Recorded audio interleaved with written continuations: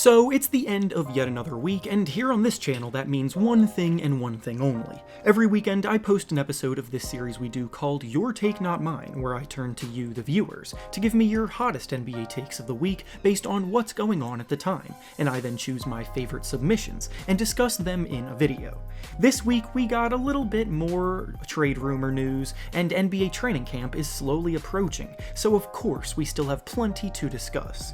In order to submit your takes, I make a community post on either the day of or the day before the video, similar to the one that you see on your screen now, so if you want a chance to be featured in a future episode, be sure to stay on the lookout for that. Before we start though, it turns out about 60% of you watching right now aren't even subscribed to the channel, so please, if you enjoy the content, consider hitting the subscribe button, as not only does it help out a ton, but I'd also very much appreciate it. Now with that being said, let's begin. The first take we'll be discussing comes to us from Bottlecap, and they say that the Atlanta Hawks will struggle this season to the point where they may end up in the play-in game. So last season the Hawks were one of the biggest surprise teams of the playoffs as they overcame some major obstacles on the way to an improbable conference finals run. Making the conference finals is no small task, and it proved that the team was way ahead of schedule and ready to compete now, instead of continuing the rebuild that they were previously undergoing. When you exceed all expectations one year though, the following year, more often than not, brings incredibly lofty expectations where people expect the team to either repeat their success or improve even further, and this is where the take in question more than likely stems from.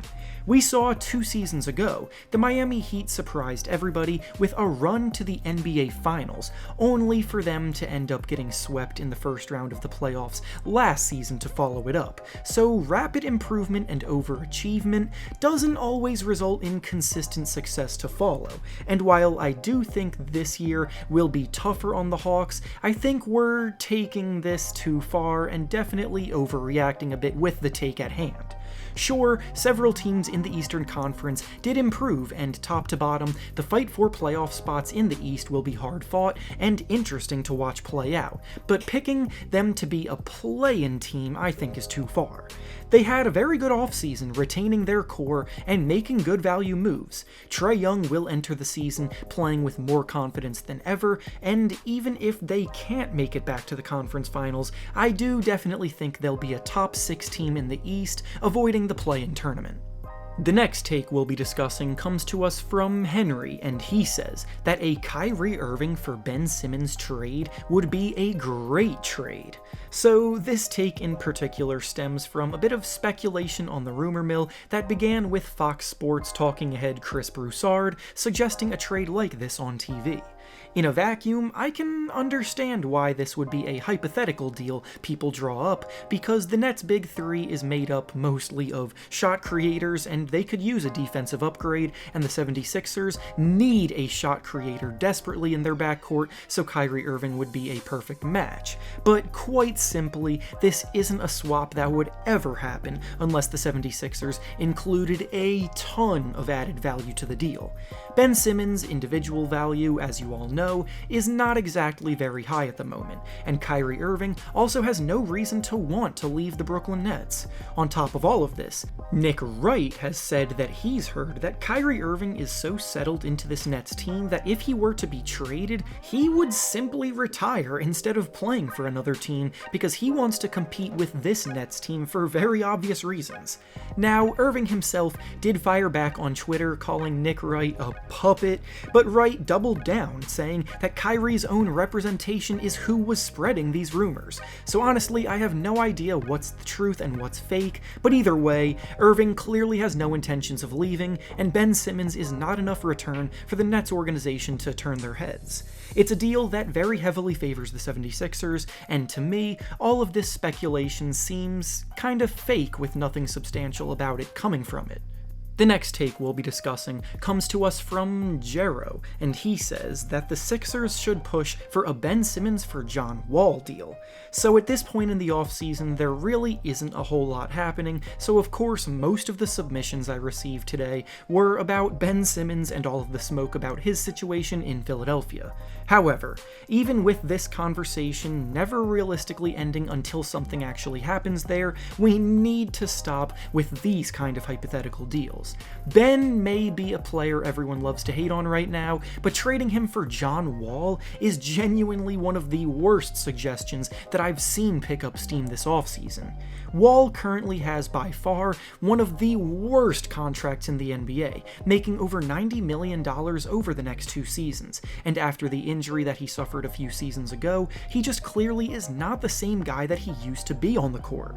He's coming off of a season where he shot the ball very inefficiently, his defense was pretty poor, his decision making was not nearly as sharp as it once was, and his per game averages in the box score were inflated by the fact that he got to do what he wanted in Houston while they were tanking. A tank, by the way, that his play definitely contributed to.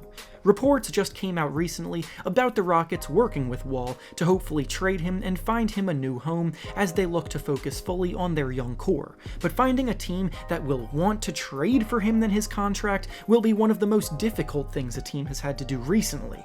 The Rockets will be the ones required to attach additional value to him in the form of picks and such if they want a team to even be a little bit interested. So thinking that they can get Ben Simmons as return value is just crazy to me.